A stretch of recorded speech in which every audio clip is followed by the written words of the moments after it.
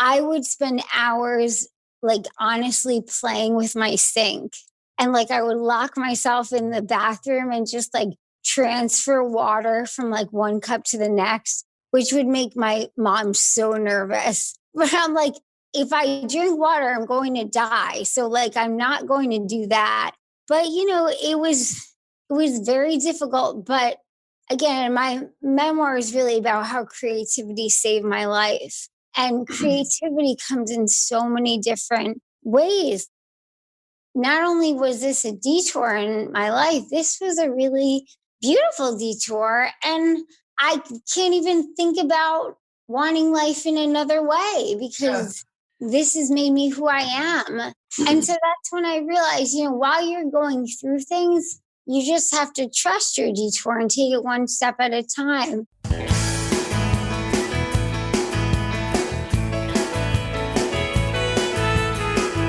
An estimated 70% of adults in the United States have experienced a traumatic event at least once in their lives. And up to 20% of these people go on to develop post-traumatic stress disorder, or PTSD.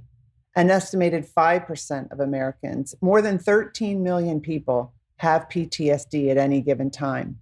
My guest, Amy Oestreicher, was one of them. So what happens when an ordinary teenager has to turn into a warrior just to survive? And can the journey through post-traumatic stress disorder really become an adventure? Amy had ambitious plans for college and a Broadway career until her stomach exploded the week before her senior prom.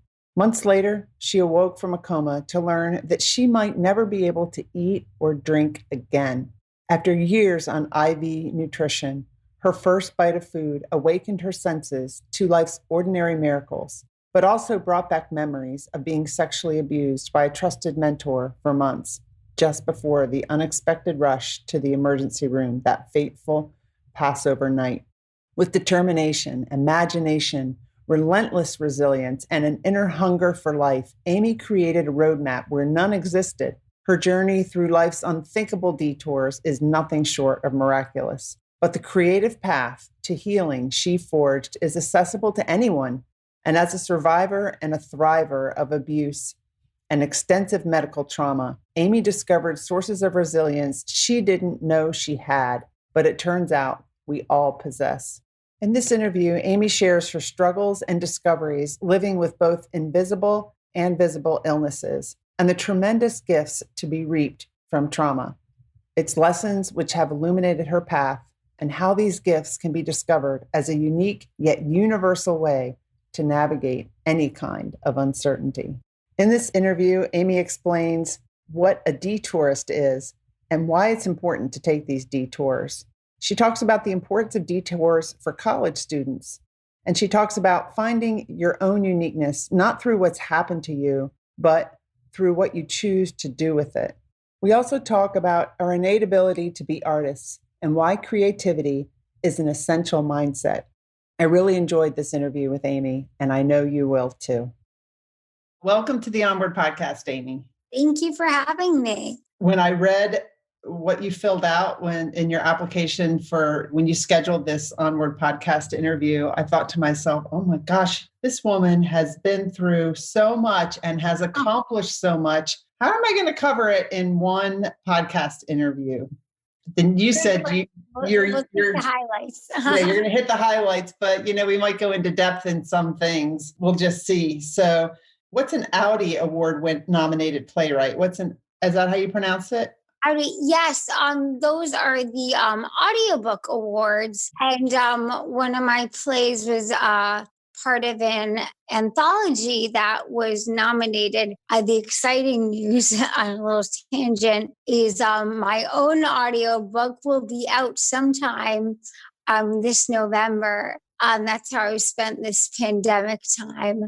So I'm very excited for that. Oh, that's awesome. That's exciting. And so you did the voiceover for your audiobook. It's your voice. I did. Yeah. Oh my gosh, that it is tiring when you only have your voice to emote and you're emoting a 500-page memoir, but it was so worth it. I'm so excited for this. I'm excited too. I think it's always better when the author reads it, especially when you have a memoir like yours. I mean, the emotion is your emotion, because not somebody else's. You are really going to exude the emotion that and helps it's so much of me. It's so written from all of my experiences and journals. I can't really imagine someone else doing it. No, it's you. So why don't you tell us your story? Okay, the nutshell version. Okay. I thought I had my life pretty much planned out. As growing up, I loved musical theater. That was my world. I was so driven in that direction. And I applied to 17 colleges and was just very set out and knew what I wanted to do. I was studying seriously in New York with a voice teacher who really became my mentor in New York. So that was a big deal for me at 15. And then we developed a really close mentorship because I also had this deep love of nature and trees and philosophy and this just deeper world that really made me love the world of theater because I loved the stories that nature was telling me every day on my walks, and I loved creating characters from it. And I brought that to the stage every time. And this person seemed to get that. And then when I was 17, he started sexually abusing me, which was a complete shock to my system. And I froze. I went completely out of body. And this was my junior year of high school to my senior year. I didn't know those things could happen as this very sheltered teenager. And I just didn't know how to speak it at all until finally I just felt like something was off and I couldn't take it anymore. And I finally was able to figure out what happened. And I told my mother the April of my senior year. And then 2 weeks after that, when we were trying to figure out the next steps and closure, I had a very bad stomach ache that just was not going away.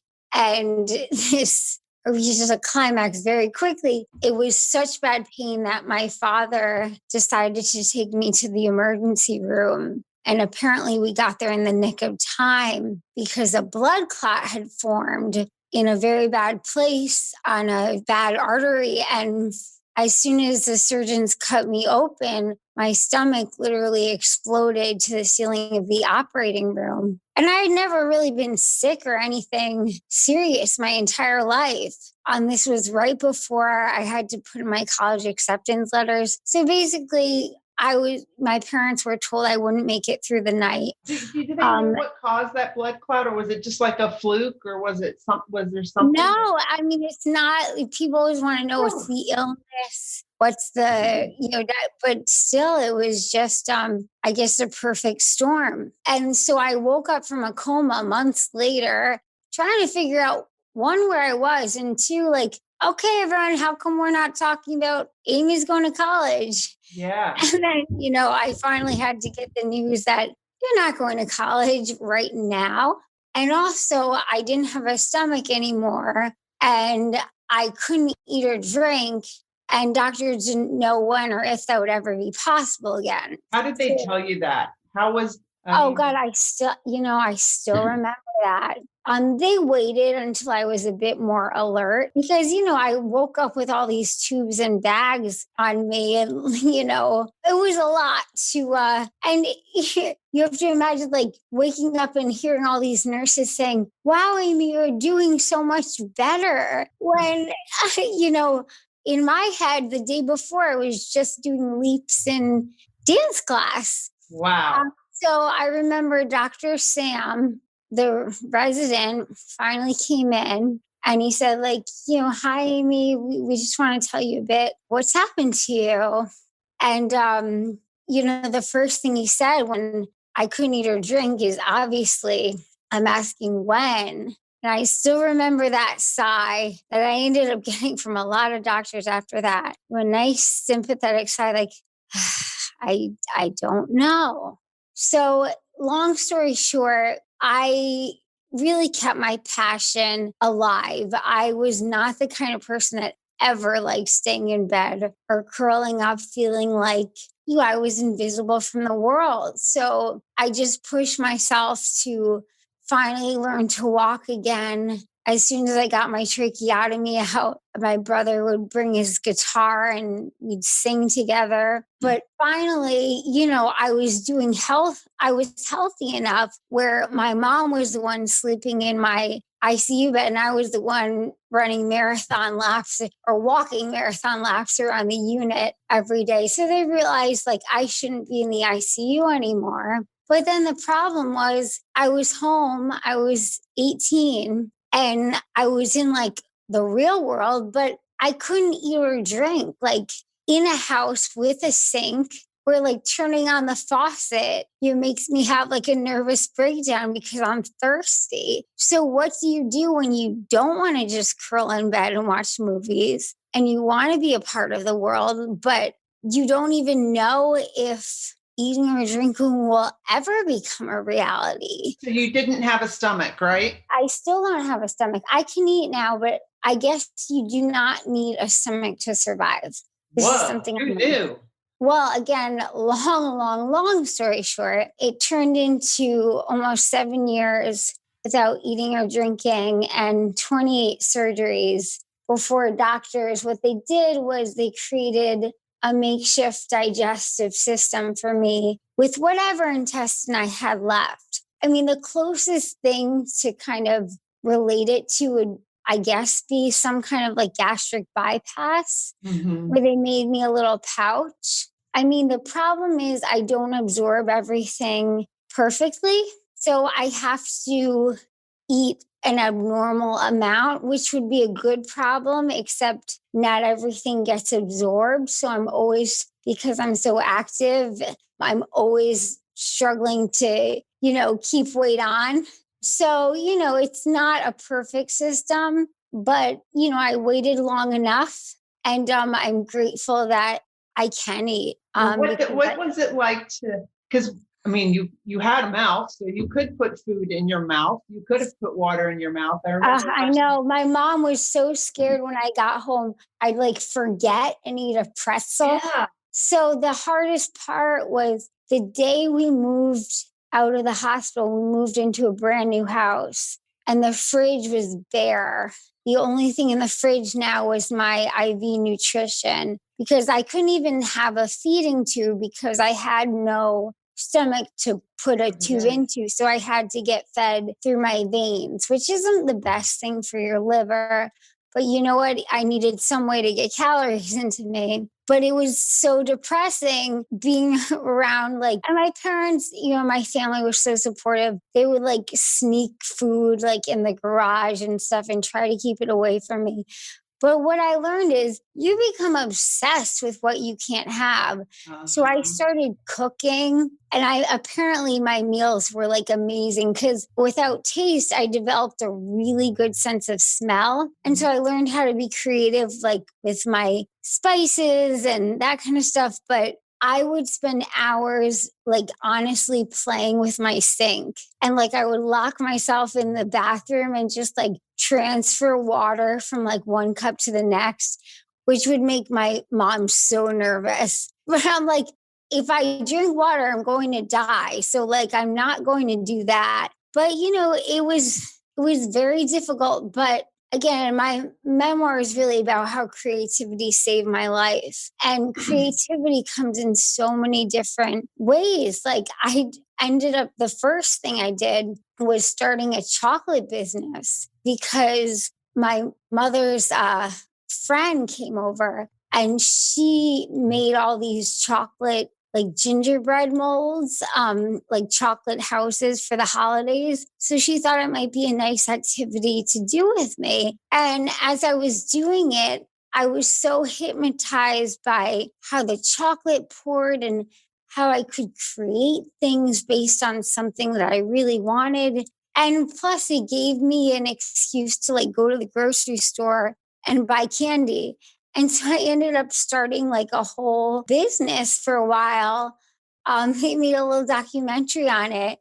where I could really just be with those five senses in my kitchen and almost feel like a normal person. And then the next creativity, how that saved me was a month after being discharged from the ICU, I saw that a local theater that I'd always done productions with in the past was having an open call for their musical, Oliver. And you have to imagine at this time, I was still learning to walk and get my voice back, but I persuaded my parents to let me go, thinking, like, you know what, like, community is important to me. Even if I'm like in the ensemble, like, at least I'll be with people. I audition, I end up getting the lead role.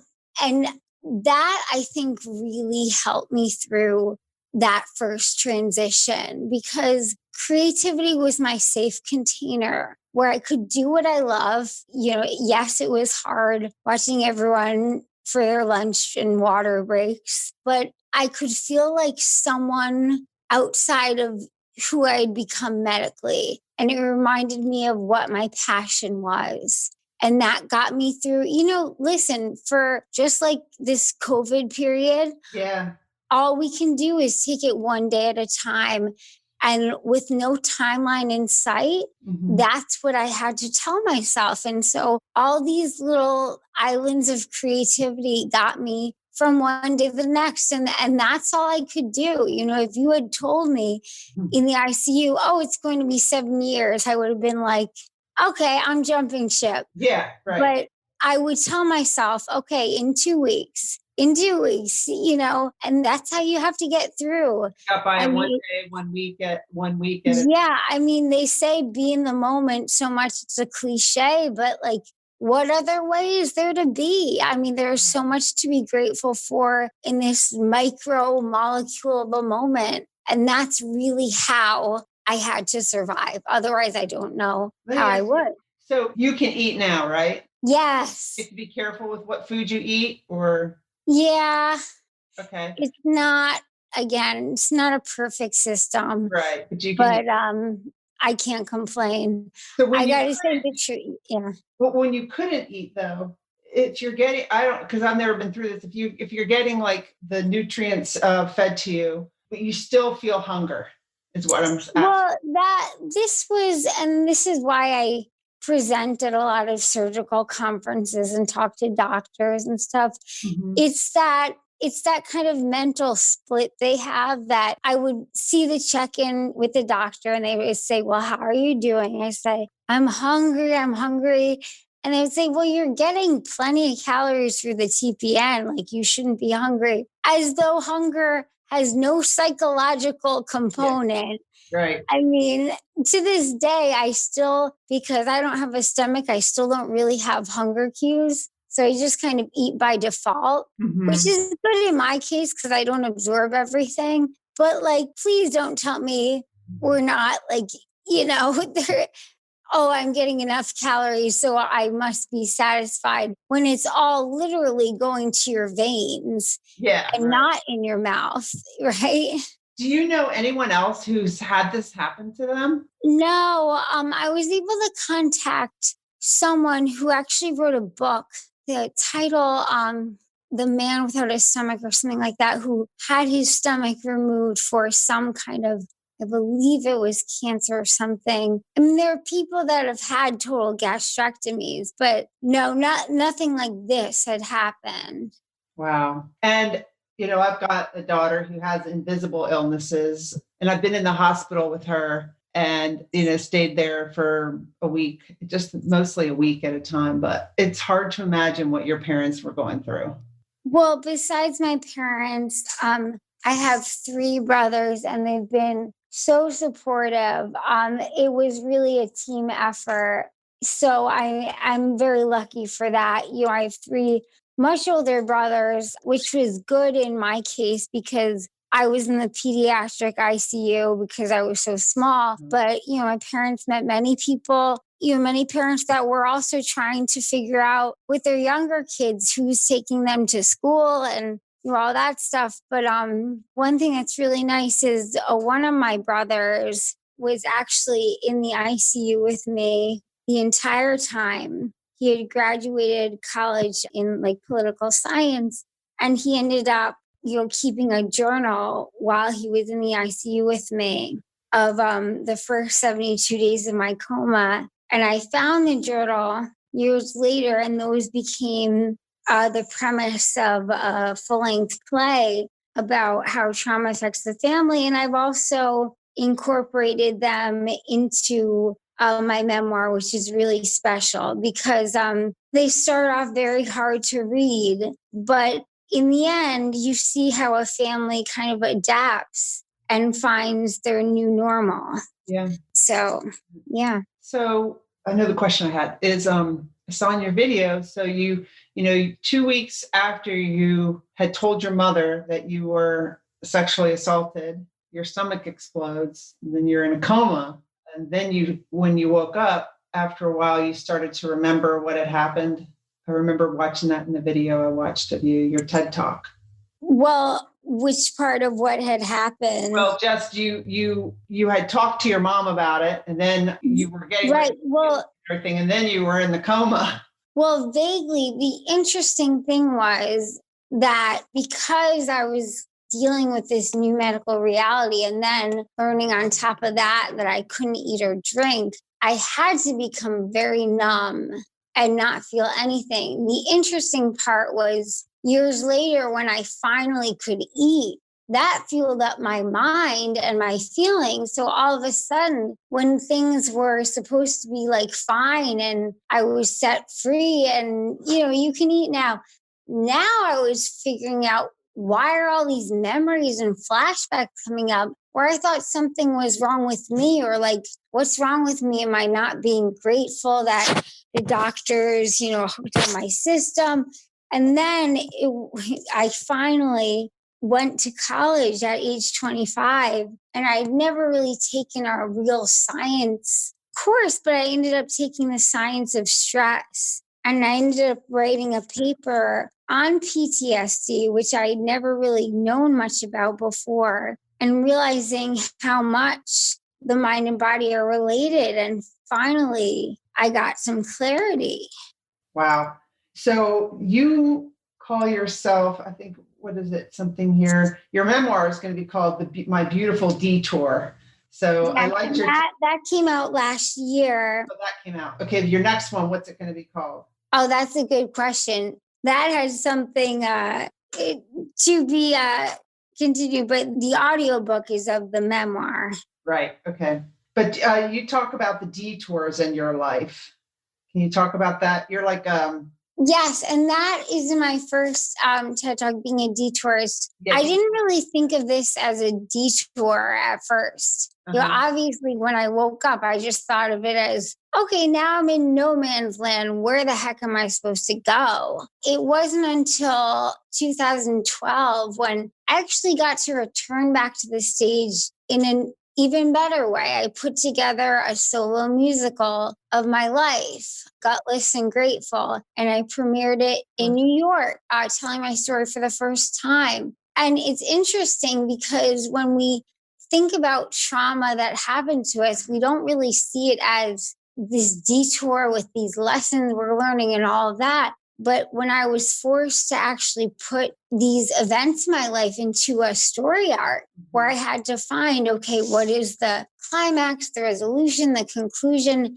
That's when I was really forced to see, wow, if this didn't happen to me, I wouldn't have learned this about myself. I wouldn't have met this person. I wouldn't have tried this. And so not only was this a detour in my life, this was a really beautiful detour. And I can't even think about wanting life in another way because this has made me who I am.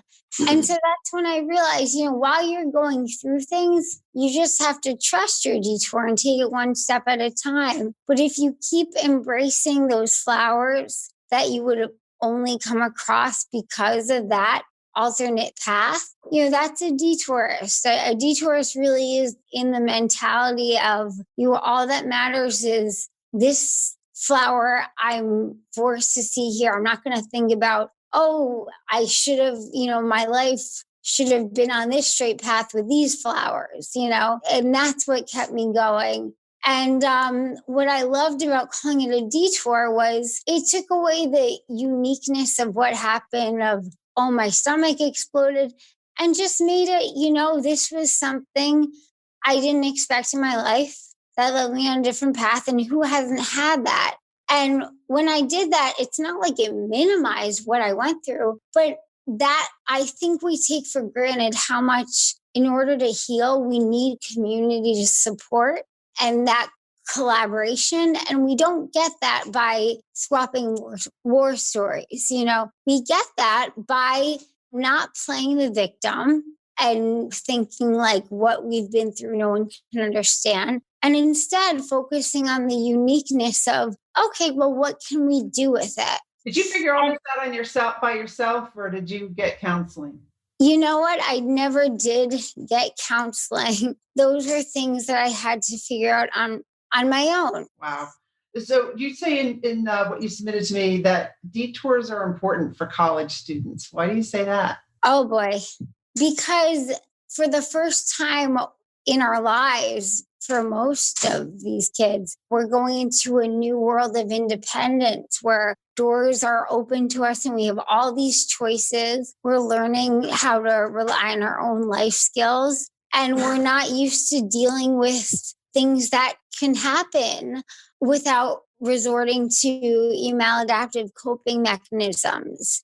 And the thing about a detour is you have to embrace the icky, the fearful, the uncertainty, those negative feelings in order to get to the joy rather than just numb them out or repress them. And detourists embrace that. And in college, there's a lot of temptations where we can get lured into trying to ignore those. So I think we need to learn that all of those detours are just part of life and we need to share them. And we also need to take the stigma away from sharing what we're struggling with. Yeah. Did you come up with the word detourist? Yes. I love it.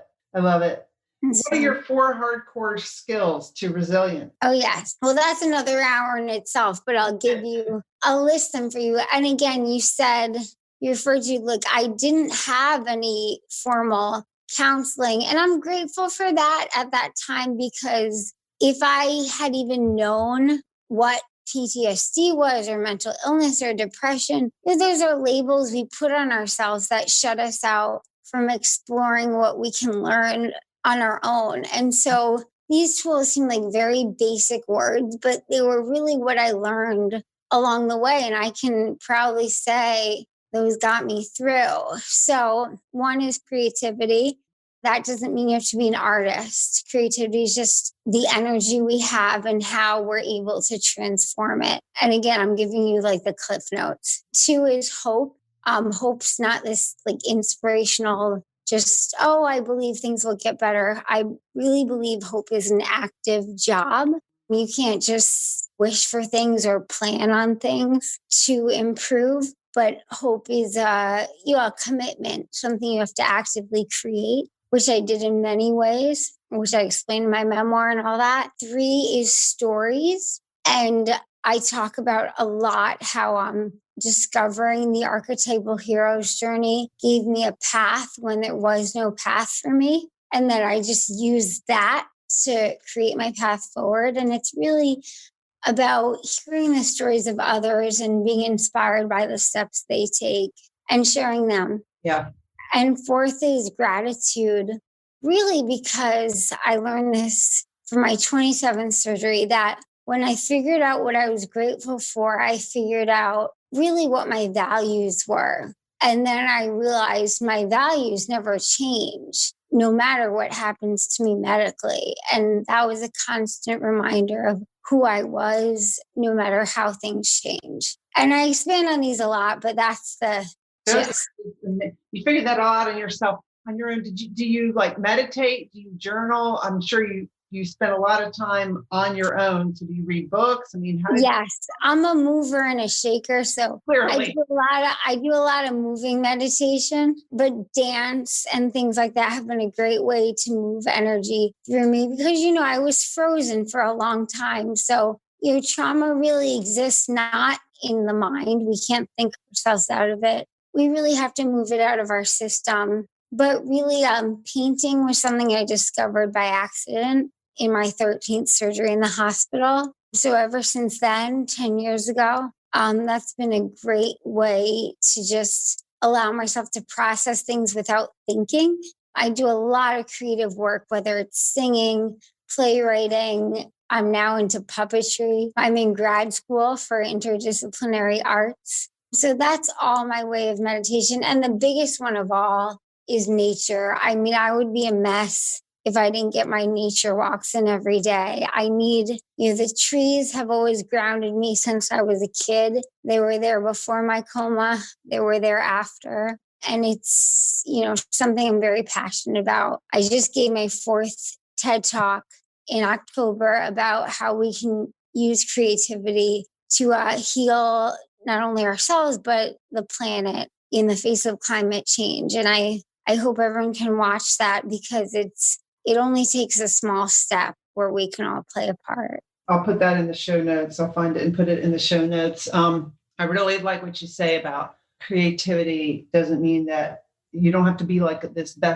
really good artist to express your creativity. Right, definitely not. Right. I recently retired after working for the Navy for like 38 years. And I've been through a lot of tough times in my life, nothing like you, but trauma that I've had to process. And I also have a hard time just sitting still. So I do some moving meditations, but I find when I watercolor with just some quiet classical music playing, I get into like a meditative state. And I just started watercoloring. I never considered myself an artist, but I like my watercolors, cool things are coming up from them and I'm learning and Oh, it's wonderful. It's an intuitive way to really just get in touch with what's there. I think sometimes we overvalue words and they can actually contain us. Oh my God, I love it. Will you make me one? Yeah, hold on one second. Make me a tree. Oh, I love the trees in your background. Make me a tree and I'll send you something. Okay, yeah, I am in this group and I because right now it's really tough times. And so I just said, I lead this group called the Onward Movement and really everyone's in a tough time and I said, if you ever want me to mail you one of my paintings, just send me your address because people just don't get stuff in the mail anymore, right? To open up. True. But anyway, this picture that I'm showing you is of a Chihuahua, but it was from this greeting card, but I just painted it. Oh my God, it's beautiful. And then I did this. This is the very first time I painted my dog. If she comes over here, I'll show you, but her name's Pearl. She's a long-haired Chihuahua. And so I love that, Pearl. Yeah, I'm just really loving painting. So I encourage all listeners to just don't say I'm not good at whatever and just try it. Just try it. And the key is don't think about it. For me, people ask if I'm a professional artist now. I've won juried exhibitions. I've had them in my multimedia musicals. I still refuse to take a formal art class because I say I do enough thinking and schooling and educating. I need something in my life where I can just splatter and be intuitive and find something that means that to you. And that's your creativity where you're just in the flow and you're not thinking about it. Right. It's not for a grade. Just don't judge yourself. No. And that's harder than you think. But, play some music, do whatever you need. Yep. I love that. And you say in here in some of the notes that you sent me that we have an innate ability to be artists and create an essential mindset. Remember how you were as a kid? Yep. Playing that cardboard box. I'm doing that now with all my shadow puppetry work. I recently got into puppetry and found it's the most amazing way to combine every kind of creative medium. So I've really taken it and run with it. You've done, I can't even list all, when I read the notes you sent me, I'm like, look look at what this woman's been through and then all the cool things. Well, I would say creativity is my life force. That's what keeps me going. Yeah. Yeah, clearly. So what's next for you after this next Audible book comes out? Or, you know what I mean? Oh boy. Well, I'm very excited for that. Yeah, I know. I'm Do you also, celebrate your accomplishments or do you just move from one to the other? that's a good question. I must say, I need to take more time to breathe and take in what I've accomplished. Yeah. That's something I'm trying to work on. But this pandemic actually has provided so many digital opportunities where I've been able to live stream my performances of my musicals everywhere from California to Oregon to DC and I've been able to, especially because puppetry is really an international art form. The coolest thing is presenting at these conferences and getting to know people passionate about speaking about larger causes through puppetry from Brazil, Italy, Germany, England, Israel. So that's been really just so wonderful. I'm also doing two graduate programs at once. I'm not surprised. Yeah, but they're both related. Your interdisciplinary arts, MFA, and puppetry arts. And I'm actually in the middle of creating another performance based on environmental justice and how we can take care of the planet. And puppetry is going to be a big part of that, as well as my original songs. And so I'm just really enjoying all of that. And I'm doing the presentations that I usually do at colleges and conferences. I've actually converted to all virtual programs. So if anyone's interested in any kind of presentation, I have a site on my page where I list all of those. And those have been really cool to do through Zoom. Yeah. So a lot going on, but it's all good stuff. Let me ask you a question though. Okay. This isn't all, I mean, everything's not all positive with what's happened. Of course not. Okay. And you've sounded so positive this whole time. And I know it's real. It's not fake, but were you ever like feeling really down? Well, I gotta say, I don't consider myself a positive person. I consider myself a very present person. So I don't think we can really ever find happiness until we spend healthy time with the grief and the pain. I've had a lot to grieve, a lot of fear, a lot of uncertainty, and a lot of anger. So, again, talking about stigma and things like that, it wasn't until I found a way to claim and reclaim my voice and say, it's okay to get this out. And you don't just get that out once, it comes up periodically, but you find healthy ways. For all my paintings, I can't leave a painting without adding a tear to it. It's like I haven't fully signed it. And I think it's like my subconscious way of showing even with the joy, there is always some sadness. Mm-hmm. So I think as long as I'm always able to be truthful with myself and show up as I'm feeling, I can be present with what's right here. And when I'm able to really just focus on this individual moment, there is always something you can, I don't even want to say be positive about, but it keeps you here.